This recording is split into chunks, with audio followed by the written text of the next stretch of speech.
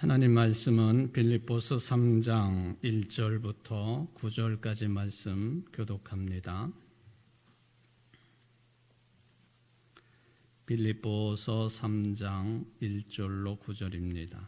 끝으로 나의 형제들아 주 안에서 기뻐하라. 너희에게 같은 말을 쓰는 것이 내게는 수고로움이 없고 너희에게는 안전하니라.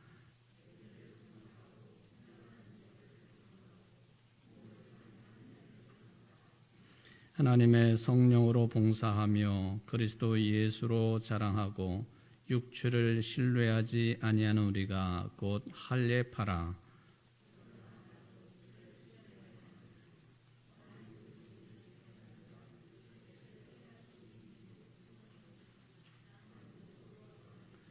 나는 8일 만에 할례를 받고 이스라엘 족속이요 베냐민 지파요 히브리인 중에 히브리인이요 율법으로는 바리새인이요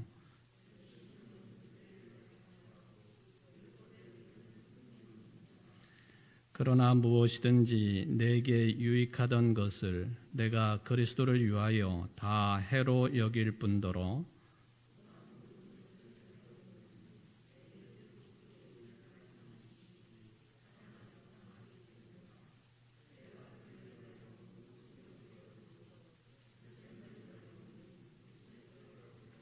그 안에서 발견되려 함이니 내가 가진 의는 율법에서 난 것이 아니요 오직 그리스도를 믿음으로 말미암은 것이니 곧 믿음으로 하나님께로부터 난 의라. 아멘.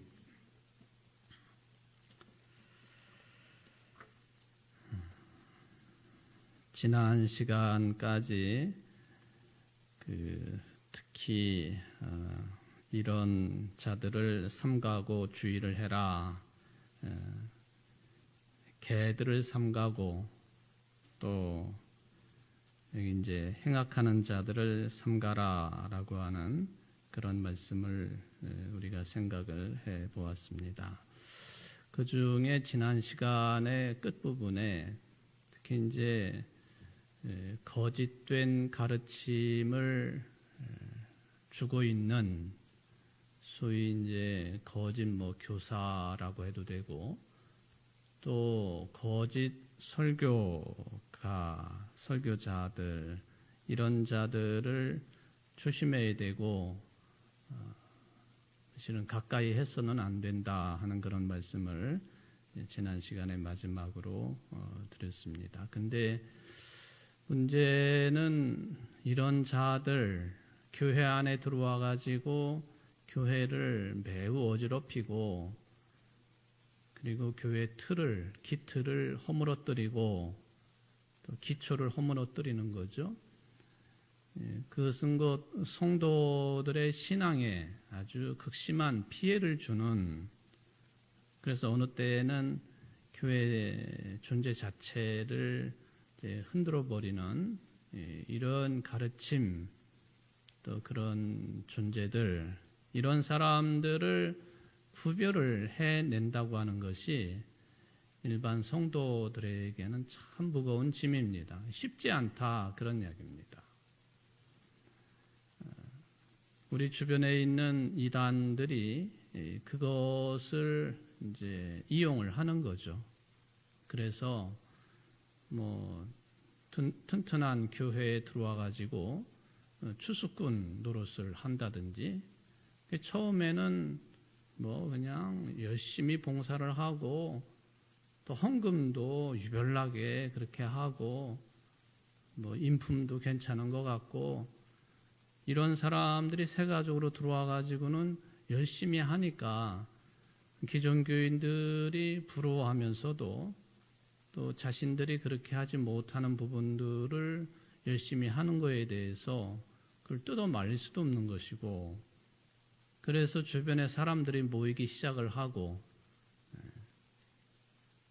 그러다가 보면은 이제 본색을 드러내서 이전 그 표현으로 보면 추수꾼 노릇을 단단히 하게 되어가지고, 물론 그것도 이제 규모가 어느 정도 되는 교회들에 와서는 그런 것도 잘 통하지 않죠. 이게 만만한 사이즈의 교회들에 들어가 가지고 그렇게 해서 교회를 완전히 자신들의 소나귀에 집어넣는다든지, 그게 안 되면은 그 기존 교회를 완벽하게 허물어뜨려 버리는, 다시는 이렇게 재생하지 못하도록 만들어 버리는 그런 경우가 우리 주변에서는 많다는 거죠.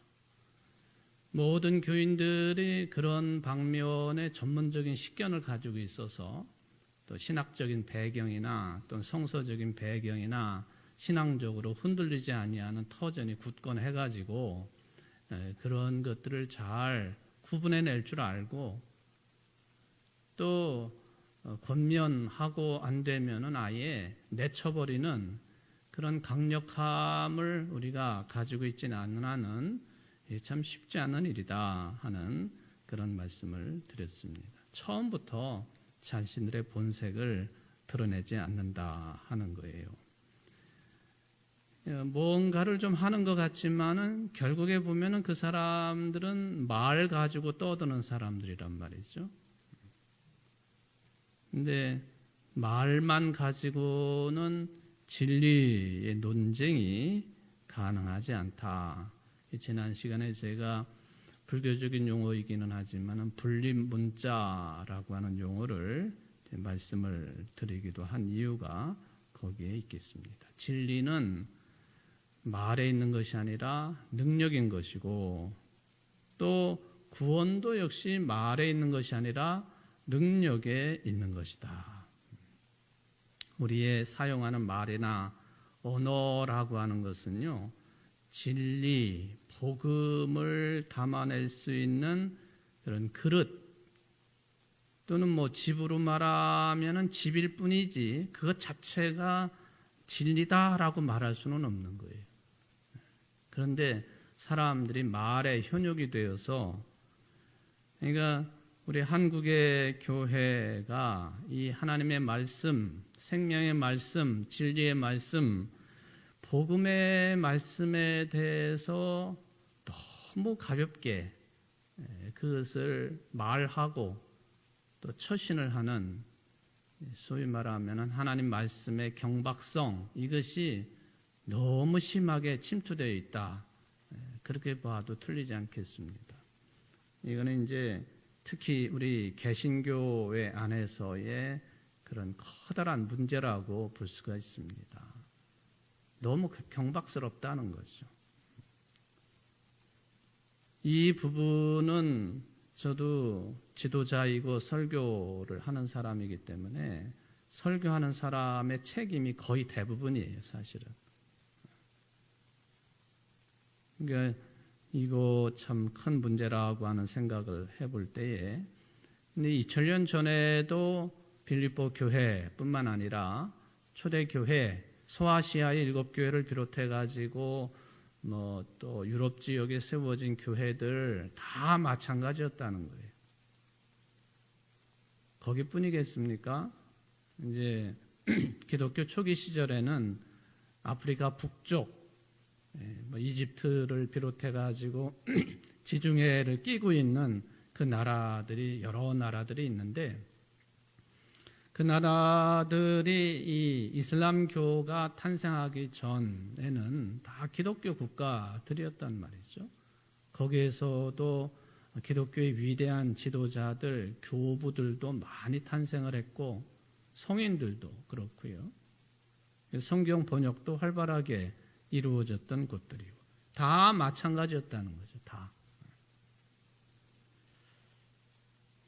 그래서 이거는 교회가 뭐 요즘 들어서 이런 문제를 겪고 있다, 그렇게 말하기는 어렵겠지요. 하여튼 말씀이 제대로 선포되지 않고 또 말씀을 왜곡시키고 뭔가 이게 앞뒤가 바뀌어버리고 뭐가 우선인지 뭐가 뒤에 있어야 되는지 이것도 혼란을 겪게 되고, 그러니까 교회 자체가 그렇고 또 주로 하나님의 말씀을 선포하는 사람들이 이런 우를 범하게 되니까 자연스럽게 교인들도 거기에 그 흐름에 빠져들 수밖에 없다. 그러니까 바울이 이런 것들을 조심하라는 거예요. 개와 거짓 설교자들을 조심하라. 그리고 이제 분명한 용어로 표현되어 있지는 않지만 오늘은 이제 세 번째 무엇 또 조심을 해야 되느냐 하는 것에 대해서 좀 말씀을 드려보려고 합니다. 세 번째로 경계 대상으로 언급한 내용이 뭐냐 하면은 정리를 딱 해버리면은 손할례당을 경계해라, 주의해라, 조심해라, 그런 말씀이 되겠습니다. 할례라고 하는 것, 또 할례당 또는 손할례당 이렇게 부를 때에는 그것을 다른 용어로 표현을 한다면 율법주의자들이죠. 율법주의자들을 주의해라, 조심해라 하는 말씀으로도 표현을 해볼 수가 있겠습니다. 이렇게 이제 율법주의자들도 문제가 되겠고요. 그거는 이제 유대인들 중심의 어떤 신앙적인 흐름인데 이게 이제 개종을 해가지고 교회 안에 들어온 사람들 중에 율법주의자들이 있겠고 또 이에 못지않게 문제를 일으켰던 사람들이 누구냐 하면은 무율법주의자들도 있다 하는 거예요. 이게 율법주의자들이 되었던 그거의 대척점에 있는 무율법주의자들이 되었든지 간에 이 사람들이 무엇을 파괴를 시키고 있느냐 하면은 복음의 본질을 훼손시키고 있는 자들이었다 하는 겁니다. 그래서 바울이 이런 사람들을 경계하고 조심하라. 근데 이제 무율법주의자들에 대한 흔적을 많이 찾아볼 수는 없어요. 특히 사도 바울이 많이 강조하고 있는 대상들은 누구였느냐 하면 역시 할례주의자들, 말하자면 율법주의자들이었다 하는 것을 볼 수 있습니다. 이 사람들은 일단 자신들이 유대교인이었다가 기독교인이 된 사람, 또 자기네들 사이에서 태어난 유대인들의 피를 물려받은 후손 그리스도인들도 있겠고 그렇습니다. 근데 그런 사람들 문제보다는 바울도 이런 문제에 어려움을 겪기도 했었는데 이방인이었다가 교회로 들어와 가지고 하나님을 믿는 사람들, 예수를 그리스도로 믿고 천국 복음을 받아들인 사람들에게 이 율법주의자들이 강력하게 저들도 할례를 시행해야 되고 받아야 된다. 이거를 아주 강력하게 주창을 한 거예요. 그러면 왜 그걸 그렇게 강력하게 주창을 했느냐? 무슨 이런 이유 저런 이유 여러 가지가 이제 뒤에도 나오겠지만은 그것보다도 그래야만이 구원을 받을 수 있다. 여기까지 간 거예요. 할례를 받아야만이 구원을 얻을 수 있고 구원을 받을 수 있다. 이거는 값없이 의롭다함을 얻는 이 복음 정신, 복음의 근간을 아주 혼란스럽게 만드는 그런 주장들이었습니다. 그것도 하나의 행위이고 결과이기 때문에 바울이 세워놓은 초대교회 안에 이런 주장을 하는 사람들이 숱하게 들락거린 거예요. 지도자급으로서. 심지어는 예루살렘 교회에서 와가지고 지방에 와가지고는 그렇게 바울이 세운 교회들에게 들어가가지고는 그런 주장들을 했단 말이죠. 믿음으로만 구원을 받는다고 하는 이 복음의 근간을 흔들어버리는 이런 것들을 조심해야 된다. 여러분, 이 율법주의자들 또는 손할례주의자들이 어떤 이유를 가지고 어떤 근거를 가지고 그렇게 그거를 받아야 된다고 줄기차게 강조를 했겠습니까? 그런 할례의 역사에 대해서는 창세기부터 나오는 것이기 때문에 좀 이따가 좀 다시 언급을 하겠는데 저들의 종교적인 관심이 어디에 있었느냐 하는 거예요. 신앙적인 관심이 어디에 있었기에 그렇게 줄기차게 그걸 받아야만이 구원받는다고 강조를 했느냐 하는 거예요. 할례라고 하는 것은 유대인들이요 이방 세계로부터 구분을 짓는 하나님의 백성으로 선택을 받았다고 하는 아주 중요한 증거였습니다. 심지어는 이제 언약이라고까지 표현을 하죠. 그걸 받음으로 인하여서 하나님은 유대인들의 하나님이 되시고 유대인은 하나님의 택한 백성들이 되고 이거거든요. 그러니까 유대인들에게 있어서는 복음 이전의 세계로만 이야기한다면 굉장히 중요한 내용이라고 하는 거예요. 그러니까 그것을 기준으로 놓고 받았느냐 못 받았느냐, 받지 아니한 사람과 받은 사람이 완전히 다르다는 거죠. 요즘식으로 말하면 할례를 받지 아니한 사람은 틀렸다 그 얘기. 다르다 하는 정도로 표현은 부족해요. 할례를 받지 아니한 사람들은 틀렸다. 아예 틀린 것으로, 잘못된 것으로 그렇게 여겼다는. 그래서 이것 때문에 유대인들이 가지게 되는 것이 이제 언약이라고 하는 단어와 이 할례가 관련이 있기 때문에 할례를 통해서 하나님이 우리의 하나님이 되셨고 우리는 하나님의 택한 백성이 돼요. 그러니까 이 할례가 선민의식을 부추기고 그것을 정립하는데 아주 그냥 중요한 역할을 하는 거예요. 분별심을 일으키는 중요한 근거가 되었다. 바로 이걸 근거로 해가지고 유대인들은요, 자기네들의 종교인 유대교를 발전시켰습니다. 그리고 그것이 정치 사회적으로도 아주 중요한 기초가 된 거예요. 유대인들에게 이 할례를 받는다고 하는 것은 종교적으로 뿐만 아니라 사회적으로 그리고 이방인들과의 관계성 속에 있어서도 자신들의 아이덴티티, 정체성을 확립하는데 가장 중요하게 작동하는 어떤 외적인 표식이 바로 그거였다. 그런 이야기죠.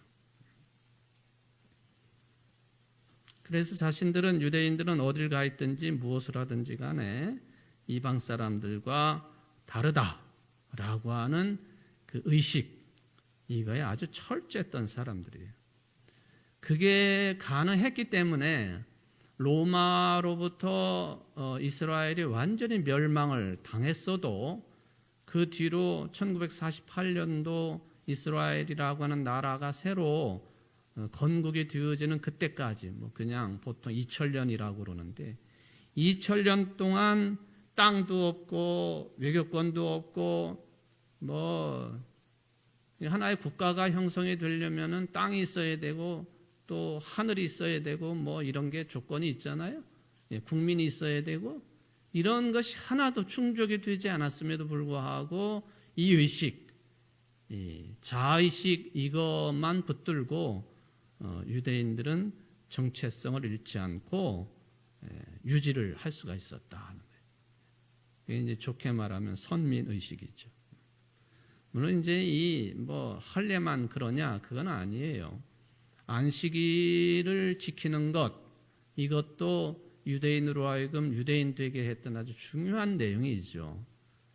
여러분들이 이제 가끔 듣는 이야기지만은 보통 우리가 안식일을 지킨다, 우리가 주일을 지킨다 그렇게 표현을 하지만 좀 틀렸다기보다도 정확한 표현은 아닐 것이다. 왜냐하면 유대인과 안식일을 이야기해 보면 유대인이 안식일을 지킨 게 아니라 안식일이 유대인을 지켜준 것이다. 무슨 의미인지 아시죠? 안식일을 잘 지켜 2000년 내내 땅도 없고 국민도 없고 무슨 국가도 없고 헌법도 없고 그럼에도 불구하고 전 세계에 흩어져 살았지만은 여전히 유대인으로 존재할 수 있었던 근거 중에 하나는 할례를 통한 선민의식도 있지만은 안식일이 바로 유대인들을 지켜줬다. 그러니까 어느 곳에 가든지 간에 안식일을 지키는 거예요. 10가구 이상만 되면은 또는 뭐 10명이라고도 표현을 하는데 제가 볼 때는 10가구인 것 같아요. 10가구 이상만 유대인들이 모여있으면 반드시 회당을 만들거든요. 회당에서 기도하고 말씀을 듣고 또 안식일을 지키고 뭐 그러지 못하면 각 가정에서 가장 연장자 어른을 통해서 안식일을 지키고 유월절을 지키고 뭐 이런 절기들을 다 지켜나가고 할례를 통한 선민의식이나 안식일이 유대인을 지켜주었다라고 하는 이 개념은 뭐 동일시해도 되겠다 하는 그런 생각을 해보는 거예요. 그러니까 유대인이다. 또 유대의 어떤 사상, 신앙을 가장 예민하게 가르쳐주고 있는 징표가 뭐냐 하면은 할례라는 거예요. 그러니까 할례는 아주 특별한 종교의식이에요. 그런데 문제는 뭐냐? 유대인들은요, 이 할례를 이렇게 어떤 종교적인 의식 징표로만 생각하지 아니하고 하나님의 뜻, 하나님의 약속, 하나님의 말씀, 하나님의 계시를 절대화시키는 기준으로 그걸 삼아버린 게 이제 문제가 된 거예요. 바울이 그걸 가장 신랄하게 비판을 하고 있지 않습니까? 할례를 받는다고 하는 종교적인 어떤 표식, 이 징표는요, 이게 상대적인 것이거든요. 그게 절대적인 것이 될 수가 없어요. 이렇게 상대적인 징표들이 절대적인 것과 함께 같이 다루어지게 되니까 아주 문제가 복잡해지는 겁니다. 여러분들, 우리가 교회 생활을 하고 신앙 생활을 하는 데 있어서 뭐가 제일 중요하냐? 이건 항상 생각해 봐야 돼요. 그런데 대부분 이렇게 지켜보면은 그냥 늘 보면은 상대적인 것 때문에 울고 웃고 그냥 지지고 볶고 싸우고 마음 상하고 삐지고 나가버리고 들어오고 뭐 그런단 말이죠.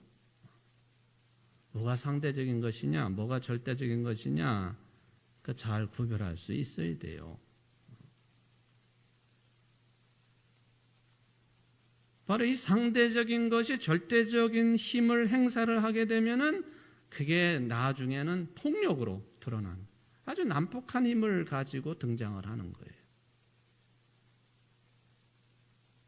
이거는 뭐 정치, 경제, 과학, 종교, 문화 다 마찬가지 분야라고 볼 수가 있겠죠.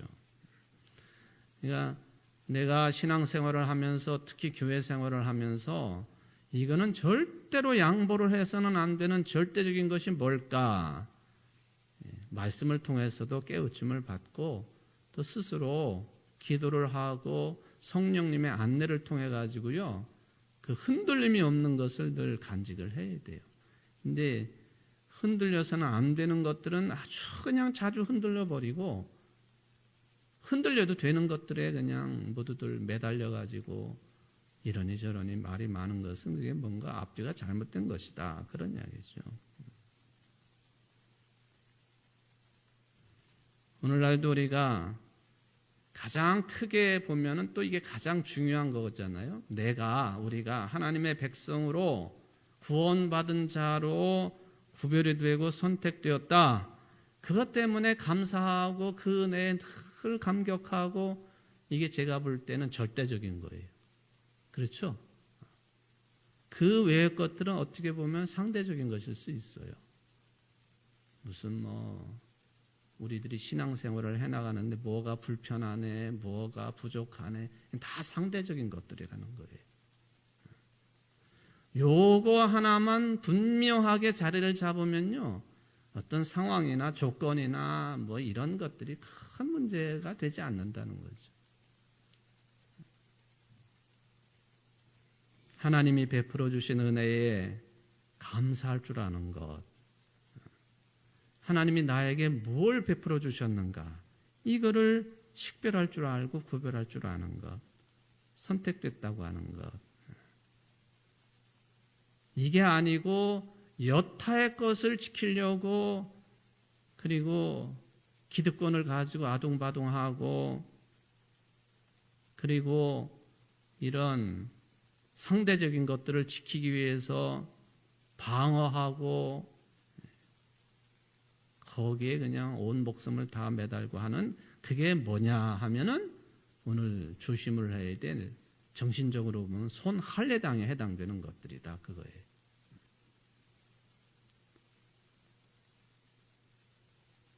(3절에) 보니까요, 하나님의 성령으로 봉사하며 그리스도 예수로 자랑하고 육체를 신뢰하지 아니한 우리가 곧 할례파라. 우리가 곧 할례파라 그랬습니다. 이 말은 무슨 말이냐 하면은 보이지 아니하시는 하나님의 영으로 하나님을 섬기고 성령으로 하나님을 섬기고 예수 그리스도 안에서 자랑하고 나 자신을 절대로 신뢰하지 않는 우리야말로 바로 참된 할례자들이다. 그 말씀입니다. 여러분들 모두가 사도 바울의 이 3절 말씀처럼 그런 신앙인들 다 되시기를 간절히 바라겠습니다. 여러분들 이제 그 할례라고 하는 게 뭐냐? 이거 뭐 기본적으로 다 잘 알고 계시는 내용이지만은 좀 개괄적으로 좀 말씀을 드려 보겠습니다. 일단 유대인들입니다. 유대인들 가정에서 남자아이가 태어나면 반드시 그것은 반드시 모든 남자아이들은 태어난 지 8일 만에 바로 이게 할례를 받아야 됩니다. 이거는 예수님도 그 과정을 거치셨잖아요. 정결 예식이다 그렇게도 표현을 하지요. 예수님이 태어난 지 8일 만에 성전을 방문하셔서 이 의식을 치르는데 그때에 이제 내가 죽어도 여한이 없습니다. 그렇게 말을 했던 노인네 할아버지 시므온도 있었고 예수를 품에 안았지 않습니까? 안나라고 하는 여선지자도 있었고 바로 그 기록이 여기에 해당되는 것이다 라고 볼 수 있습니다. 이건 언제부터 시작된 것이냐? 그는 아브라함 이야기까지 올라가요. 창세기 17장에 나와 있는 내용입니다. 아브라함이 그때 나이가 성경의 기록에 따르면 99살 99세예요. 그때에 그 원래 그 부인인 사라 사이에서 태어난 게 아니고 사라의 몸종이었던 하갈 사이에서 아들 이스마엘이 태어나잖아요. 이스마엘. 그러니까 이게 아브라함으로서는 좀 혼란스러운 거예요. 얘가 이스마엘이 이게 지금 말하자면 하나님의 약속의 아들인가? 충분히 그렇게 생각이 되어지지 않습니까? 그때 하나님께서 아브라함에게 후손에 대한 약속, 또 땅에 대한 약속, 축복 이런 것들을 다시 한번 확인을 시켜주시고는 할례를 명하신 거예요. 99살 된 아브라함에게. 그 뒤로부터 유대인들은 하나님의 백성임을 증명하는 결정적인 단서로서 이 할례 표식을 가져야 되었다 하는 것이죠. 물론 이제 이게 유대인들만의 전유물이냐? 그건 결코 아닙니다. 그건 결코 아니죠. 주로 이제 지역적으로 보면은 그 지금의 이스라엘 땅이 근동 지방이라고 그렇게 부르니까 근동 유역의 사람들이 이것을 행했다라고 하는 흔적은 여러 문헌을 통해서 우리가 찾아볼 수 있는 겁니다. 물론 이제 그게 종교적인 개념이었느냐 또는 위상상의 개념이었느냐 그건 좀 차이가 있을 수가 있겠죠. 여러분들 제가 이게 뚜렷하게 보이지는 않지만은 한번 사진을 한 장 보시겠는데요. 이 사진을 보시면 이게 지난번에 이집트를 방문을 했을 때에 야간 기차를 타고 간 아주 유명한 고대 도시가 있죠. 룩소르라고 하는 카르낙 신전 이 카르낙 신전이라고 하는 것은요, 지금까지 존재하고 있는 그 종교 시설로는 최대 규모의 종교 시설이에요. 거기가 카르낙 신전이 뭐 그 열주들이 뭐 엄청나게 세워져 있고 또 뭐 시설들이 대단하지요.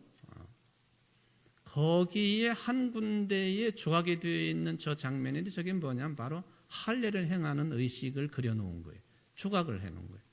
뚜렷하게 보이지는 않지만 그냥 한 사람이 앞에 무릎을 꿇고 있는 모습은 보이시죠? 그냥 그런 거구나 그렇게 생각하시면 됩니다. 그러니까 이게 그 룩소르의 그 카르낙 신전이 1400, 그러니까 주전 1400년경에 건축이 시작되었다.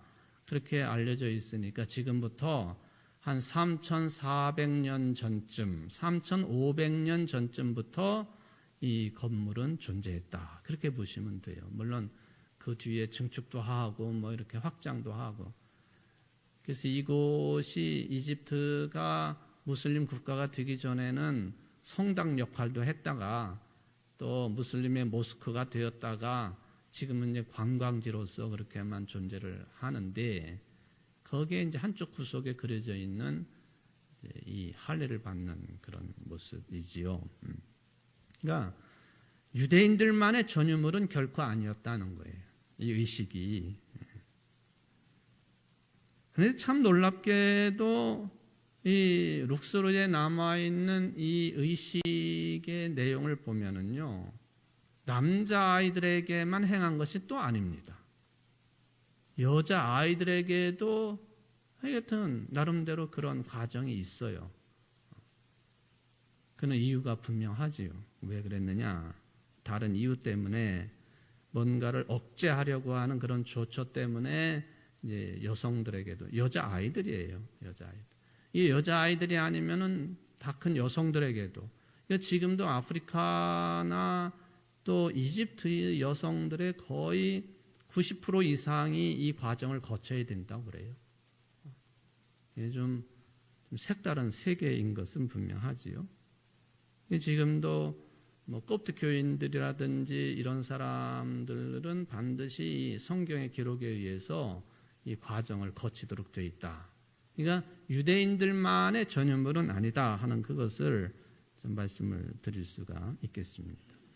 근데 이집트 같은 경우 남성들이 이제 어린아이에게 이런 거를 베풀 경우에는 깨끗함을 위한다. 이게 이제 큰 목적이에요.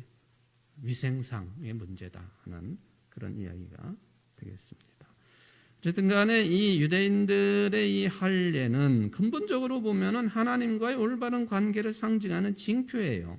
예를 들면은 결혼식을 할 때에 결혼하는 두 사람의 결혼을 상징하고 또 뭐 결혼 그 서약을 상징하고 또 언약을 상징하고 하는 사랑을 상징하는 그걸 위해서 서로 그 반지를 교환하지 않습니까? 서로 이렇게 끼워주고 그러죠. 그런데 그 결혼 반지 자체가 그건 징표일 뿐이지 결혼 반지 자체가 사랑일 수는 없어요. 근데 요즘은 이게 거꾸로 됐어요. 그러니까 무슨 뭐 어느 정도 값어치의 뭐 반지를 주느냐, 사랑의 크기를 재는 어떤 도구로 그렇게 전락이 되어 있지 않습니까? 다이아몬드로 따지면 몇 캐럿이 돼야 되느냐? 요새 누가 뭐 결혼하는데 금반지 교환하는 젊은이들이 어디 있나요? 아주 유명한데 이렇게 맞춰가지고 그냥 뭐 이해를 하려고 하기도 하지만은 결국에는 이해가 안 되는 그런 구석은 있지요. 저는 맨날 집사람한테 그것 때문에 혼나는데 둘이 가지고 있던 조그만 금반지를 했는지 어쨌는지 하여튼 결혼 반지를 이렇게 임마누엘 써가지고 나누어서 이렇게 끼고 다녔는데 어느 날 잃어버렸어. 그걸 저는 잃어버렸어. 어디서 없어졌는지 하여튼 그게 사랑은 아니죠.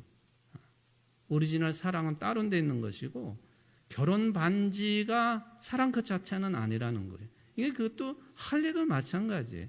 하나님과의 언약의 징표로서 할례지. 그런데 유대인들에게 문제가 된 것은 그것 자체가 말하자면 선민의식의 큰 근거가 되고 또 틀리다고 이야기하는 근거가 되고 이방인과 자기네들을 구별하는 근거가 되고 그랬다는 거예요. 바울이 분명히 하나님을 영적으로 섬기는 우리들이 참된 할례자들이다라고 표현을 했는데 이거는 과장이거나 또는 자기 합리화는 아니죠. 우리가 겉모습을 가지고 하나님을 섬기는 것이 아니죠. 우리의 마음을 가지고 하나님을 섬기는 거예요. 그게 기준이 되어야 된다는 거예요. 그래서 구약의 예언자들 가운데서는 할례를 자주 언급을 하지만 이 할례에 대해서 특별하게 보조 용어를 거기다 붙여놔요.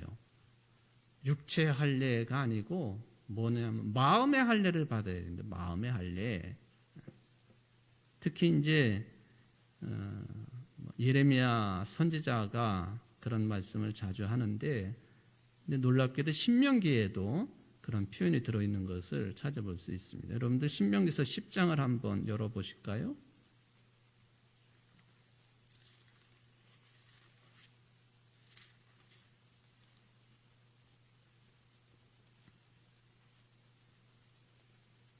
신명기서 10장 16절 말씀.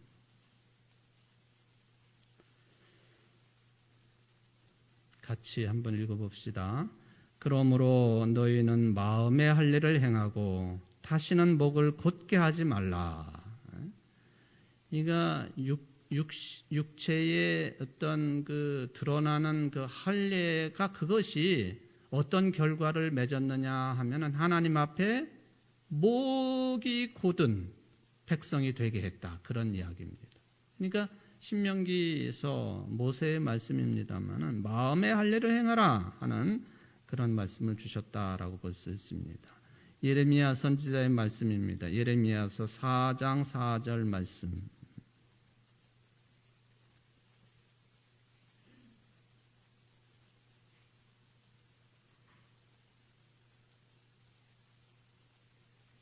예레미야서 4장 4절 말씀. 이것도 좀 같이 읽어봅시다. 유다인과 예루살렘 주민들아 너희는 스스로 할례를 행하여 너희 마음 가죽을 베고 나 여호와께 속하라.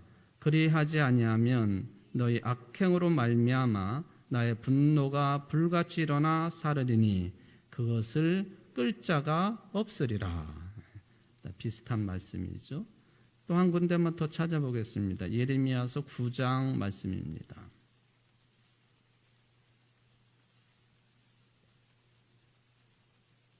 예레미야서 9장 26절 말씀. 이것도 같이 읽읍시다. 곧 애굽과 유다와 에돔과 암몬 자손과 모압과 및 광야에서 살면서 살적을 깎은 자들에게라.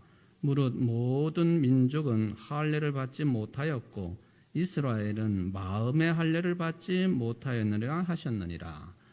이게 이제 아브라함 때로부터 할례를 받도록 되어 있는데 이게 신명기서도 그렇고 예레미야서도 그렇고 계속해서 마음의 할례를 언급을 한단 말이죠. 마음의 할례. 뭐가 더 중요하냐? 뭐가 본질적인 것이냐 하는 것을 이제 가르쳐주고 있는 그런 내용이에요. 여기 26절에 보면은 좀 특이한 표현이 있어요. 곧 애굽과 유다와 에돔과 암몬 자손과 모압과 및 광야에 살면서 살적을 깎은 자들에게라. 살적을 깎은 자들. 이게 무슨 표현일까요? 이게 무슨 살을 깎았나? 그렇게 생각될 수 있는데, 이 귀민머리, 요걸 깎은 자들. 이런. 그러니까 이 모압이라든지 암몬이라든지 이런 사람들이 외적인 어떤 특징 할 때 요 귀민머리를 보면은 이게 저런 사람들이구나. 반면에 유대인들은 할례를 받았느냐? 근데 외적인 할례가 아니고 예레미야 선지자도 마음의 할례를 강조하신 분이시다. 이거는 사도 바울이 로마서 2장에서도 이야기했던 그런 내용이기도 합니다. 어쨌든 간에 이런 내용들, 이게 하나님을 영적으로 섬긴다고 하는 것, 항상 우리의 마음이 중심이 되어야 되는 것이고 그 마음 중심이 하나님을 향해야 되는 거예요. 이 마음 중심이 하나님을 향한다. 그는 라틴어로 코람데오, 똑같은 개념으로 받아들일 수가 있겠습니다. 바울이 참된 할례자의 모습 할 때 마음의 할례에 관한 그런 것을 생각나게 하는 말씀을 주셨고요.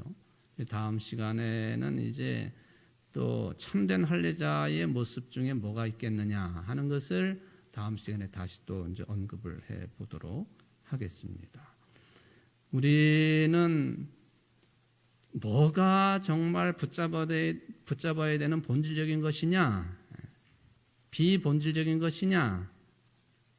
근데 이 둘 중에 하나를 선택을 해야 되는데 어느 때는 보면은 이것도 괜찮고 저것도 괜찮고 이런 식으로 신앙생활을 하는 사람들도 있기도 합니다. 항상 우리가 마음 중심을 하나님께 드릴 줄 알아야 되는 거죠. 그게 제일 중요한 것이다 하는 거예요. 그 외에 비본질적인 것들은 없어도 되는 것들, 거기에 목매지 말자. 이게 지금 유대인들을 향해서 할례당이냐, 우리가 참 할례파다라고 하는 바울의 주장이 탄생하게 된 배경이 되겠습니다. 기도하시겠습니다. 사랑의 하나님 아버지, 감사를 드립니다. 정말 신앙생활하면서 무엇이 중요한 것인지, 무엇이 귀한 것인지, 또 생명과 관련된 것인지 그 놓치지 않고 살아갈 수 있도록 우리 스스로의 깨달음 가지고는 부족하겠사오니 성령이시여 우리를 지도하시고 내주하여 주시어서 우리의 마음 중심이 하나님만을 향한 참된 참 할례자의 삶이 되어질 수 있도록 은혜를 베풀어 주옵소서. 오늘 이 저녁 시간에도 이 말씀을 받았사오니 우리에게 새 생명 주셨사오니 그렇게 살아가기로 다짐한 모든 성도들에게 주님 힘과 능력을 더해 주시고 위로함을 충만하게 베풀어 주옵소서. 예수님의 이름으로 간절히 기도합나이다. 아멘.